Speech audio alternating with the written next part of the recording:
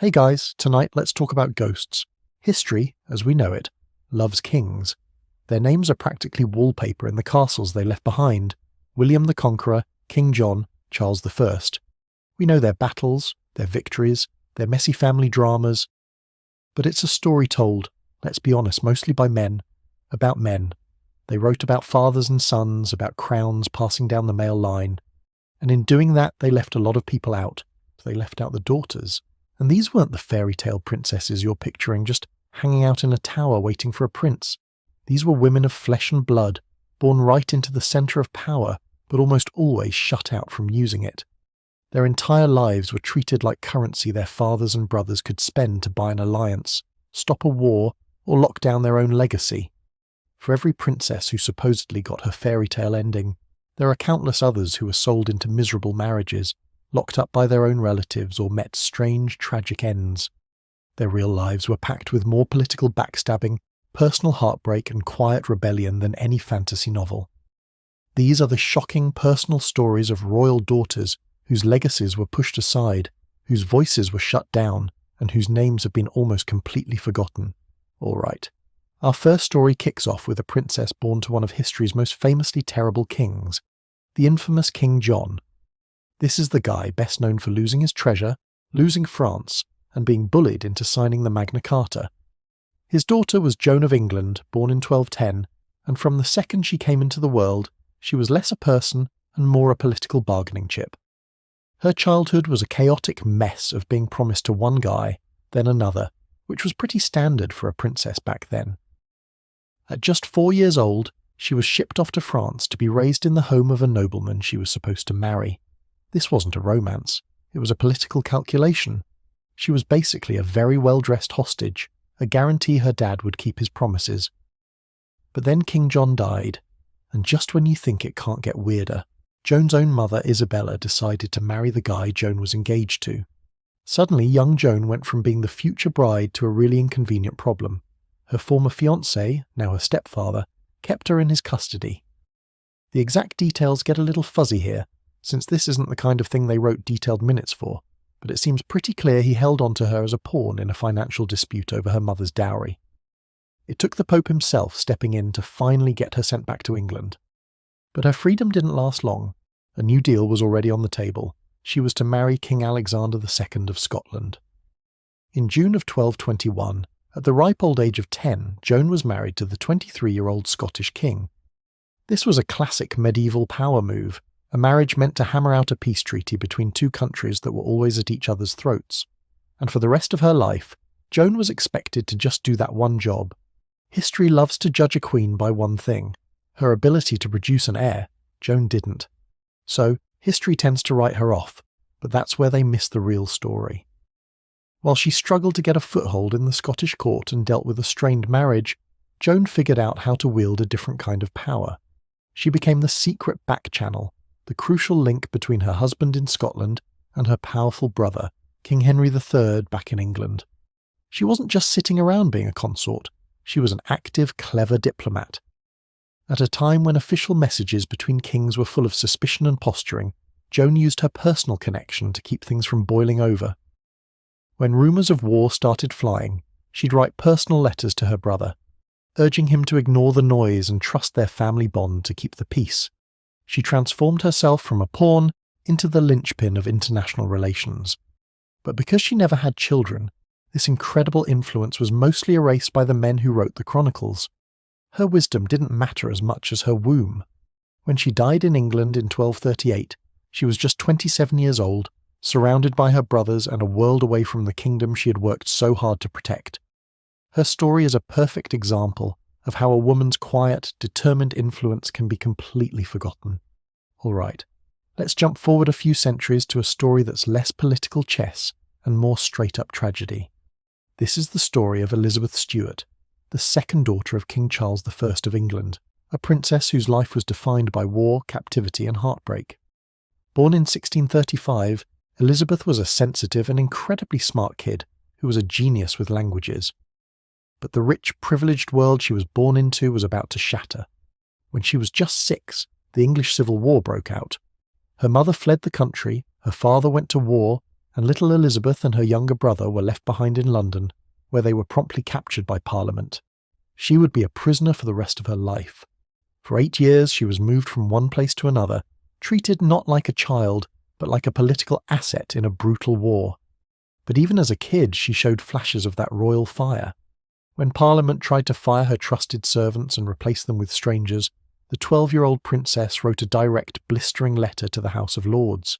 She wrote, "My lords, I account myself very miserable that I must have my servants taken from me and strangers put to me. I hope you will show it in preventing so great a grief as this would be to me." And you know what? It worked. The Lords were so moved they told the Commons to back off. But that small win couldn't stop the war. Her life was punctuated by these brief, agonising reunions with her father. Their last meeting is one of the most gut-wrenching moments in royal history. On January 29, 1649, the day before his execution, 13-year-old Elizabeth and her little brother Henry were brought to say goodbye. Elizabeth was so wrecked with grief she just sobbed through the whole thing. Her father tried to comfort her, telling her not to grieve and torment herself for him, and making her promise she would write down his last words so she'd never forget. In that awful final meeting he gave her a Bible, a last gift from a father who knew he was about to die. His execution destroyed what was left of her spirit. She begged Parliament to let her go live with her sister in Holland, but they refused. Instead, when her other brother, Charles II, tried to reclaim the throne, Parliament had Elizabeth and Henry moved for greater security to Carisbrooke Castle, the exact same castle where their father had been imprisoned. That move was her undoing. Already frail and overwhelmed by grief, Elizabeth caught a bad cold that quickly turned into pneumonia. On September 8, 1650, just weeks after arriving, she died. She was only 14 years old. Some accounts, maybe a little romanticised, say she was found with her head resting on the Bible her father had given her. She was buried in a local church, her grave marked only with the initials E.S., a quiet, almost anonymous end for a princess whose short life had been defined by the very loud and brutal politics of her father's reign. But not every princess was a passive victim of fate. Some of them, when faced with a prison cell, chose to fight back, and our next story sounds like it was ripped straight out of an adventure movie. It's a tale of high-stakes romance, international espionage, and a daring escape. This is the story of Maria Klementyna Sobieska, a Polish princess who refused to let an emperor get in the way of her wedding. Born in 1701, Maria Klementyna was the granddaughter of a Polish king and a hero, and she was one of the wealthiest heiresses in all of Europe. She was, let's say, a prize catch on the marriage market.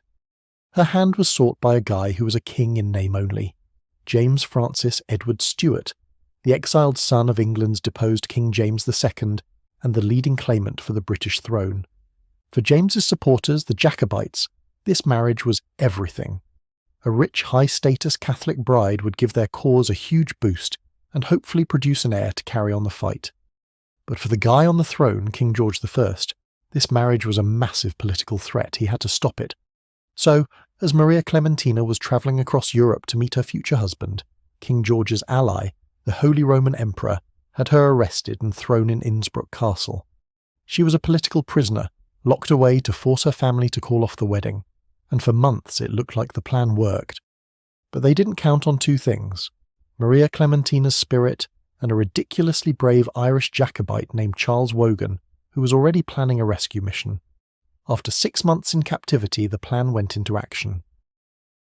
In the middle of the night, Maria Klementyna swapped clothes with a servant girl, slipped past the guards under the cover of darkness, and just like that she was gone. The escape was insane. They had to cross the Alps in the dead of winter, their carriage broke down, and they had to walk for miles through the snow, all while knowing the Emperor's men were hunting them. But she made it. She arrived safely in Bologna, Italy, where she was immediately married to James by proxy so she couldn't be captured again. She had defied an emperor and escaped a castle to claim her crown. Her later life wasn't a fairy tale. Her marriage was rocky.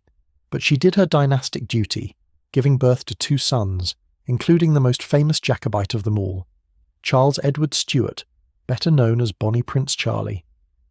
Maria Klementyna was a woman who took incredible risks for her future. And get this, she's one of a very small, very exclusive group of women buried in St. Peter's Basilica in the Vatican.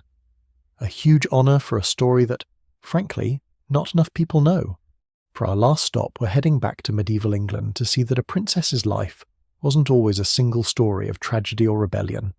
Sometimes it was complicated. We all know King Edward I, or Longshanks.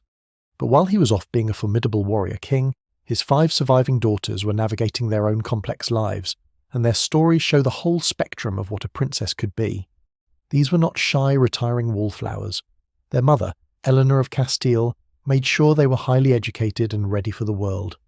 They were expected to marry for power, but they were also trained to manage huge households and understand politics.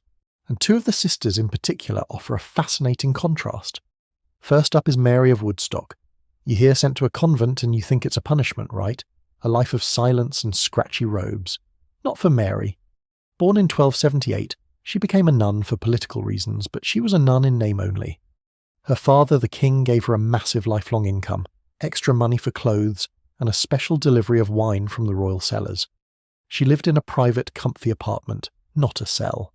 She was basically a celebrity nun. She travelled all over the country to hang out at court, visit her brother, and go on pilgrimages, often ignoring the rules that were supposed to keep her cooped up. She turned what could have been a life sentence into a life of privilege, influence, and surprising freedom. Her younger sister, Elizabeth of Rhuddlan, lived a much more conventional and much tougher life. She was married off at 14 to a Dutch count. The wedding was a huge deal, but things got off to a rocky start. During one argument about her moving to Holland, her dad, the king, got so mad he literally snatched the coronet off her head and threw it in the fire. Medieval family drama was next level.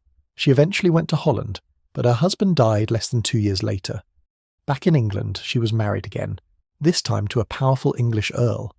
With him, she had a huge family, 10 children, and fulfilled her main duty. But her life was tied to the chaotic politics of her brother, King Edward II's reign. Her husband was one of the main nobles opposing the king, which put Elizabeth in an impossible position between her husband and her brother. Her life was a constant whirlwind of travel, managing estates, and pregnancy. In 1316, at age 33, while pregnant with her 10th child, she went into labour and tragically died, along with her infant daughter. Her life of duty and turmoil came to an abrupt end. The stories of Mary and Elizabeth show 2 sides of the same royal coin. One sister found power and independence in a convent, while the other lived a life of dynastic duty that ended in tragedy. Together, the 5 daughters of Edward Throne show us that the lives of these princesses were far from simple or boring. They were complex, resilient women at the very heart of medieval power. The peacemaker, the captive, the rebel, the sisterhood. These aren't just cool titles. They're the cliff notes for real lives, lives that were pushed to the margins and almost completely erased from the history we learn. The daughters of kings were born onto a stage but were rarely handed a script. They were used as currency for peace treaties, as vessels for producing heirs, and as pawns in the endless game of thrones played by the men around them. And yet, as we've seen, they were so much more than that. In the little fragments they left behind, a letter, a household budget, the record of a wild escape, we find who they really were. They were smart, they were brave, and they navigated their constrained worlds with a kind of grit that deserves to be remembered. Their stories force you to ask, who gets a chapter in the history books? For centuries, the answer has been kings and their sons. But the past is full of the silent ghosts of their daughters, women whose lives were just as vital, just as dramatic, and just as human. Their stories aren't footnotes, they are the missing chapters. And it makes you wonder how many other stories like these are still out there, just waiting to be told. If you believe these forgotten stories deserve to be heard, make sure you subscribe to our channel and ring the notification bell for more dives into the hidden corners of history. And let us know in the comments below, is there a forgotten historical figure, a lost queen, or a secret princess whose story you think we should uncover next? Thanks for watching.